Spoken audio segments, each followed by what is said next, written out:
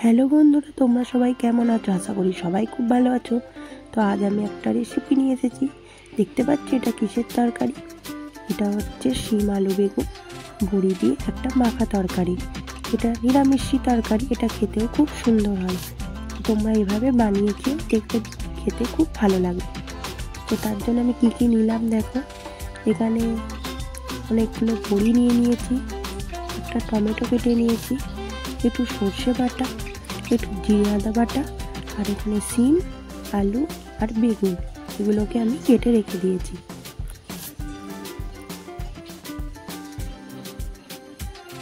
তো দেখতেই পাচ্ছ মোটামুটি সমস্ত উপকরণ নিয়ে নিয়েছি।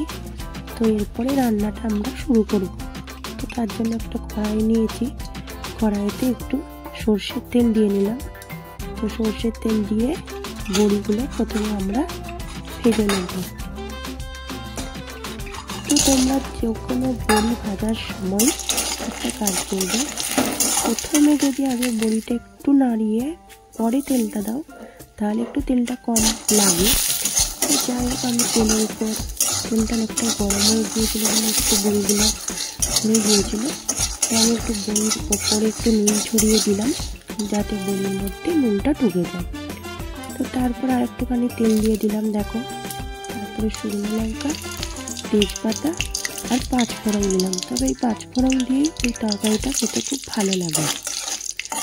যেহেতু একটু মাখা মাখা হয়, বড়ির তরকারি এমনিতেই সবসময় ভালো লাগে, তো এটা মাখা মাখা করলে আরও বেশিই ভালো লাগে।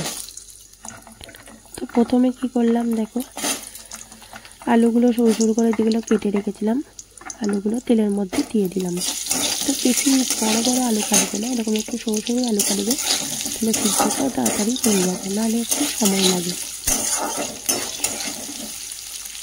তো যেহেতু বুঝতেই পারছি একটু সমস্যা হচ্ছে ক্যামেরাটা ধরার, কারণ একা হাত করতে হচ্ছে, তো ওই জন্য একটু সমস্যা হচ্ছে। তো যাই হোক, তারপরে শিমগুলো দিয়ে দিলাম। শিম আর আলুটাকে দিয়ে ভালো করে লাল লাল করে ভেজে নিই।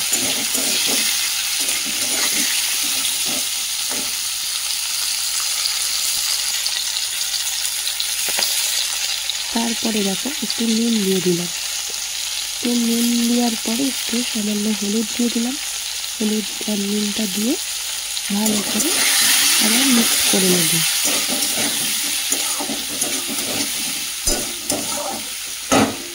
তো তোমরা নিরামিষ দিনে এরকম তরকারি খেতে কারা কারা পছন্দ করো অবশ্যই কমেন্টে জানিও।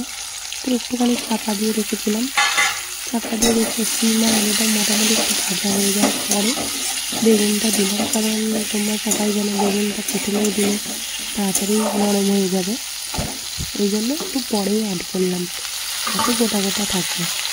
তারপরে টমেটোগুলো কুচি করে দিয়ে দিলাম।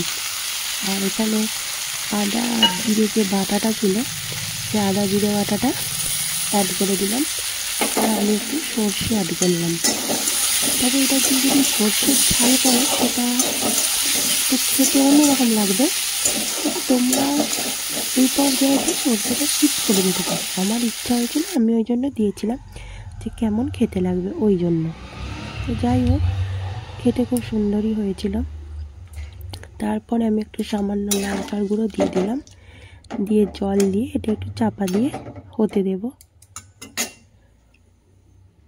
আর এই শীতকালে নানা রকম সবজি খেতে বা সবজি দিয়ে অনেক রকম রেসিপি করতে খুব ভালো লাগে। তো দেখো মোটামুটি তরকারিটা ফুটে গেছে।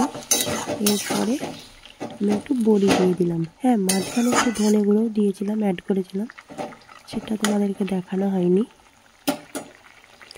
তো মোটামুটি ফুটে গেছে তরকারিটা। এরপরে সবই সিদ্ধ হয়ে গেছে, আমরা নামিয়ে নিলাম। রেসিপিটা কেমন লাগলো অবশ্যই কমেন্টে জানিও। টাটা।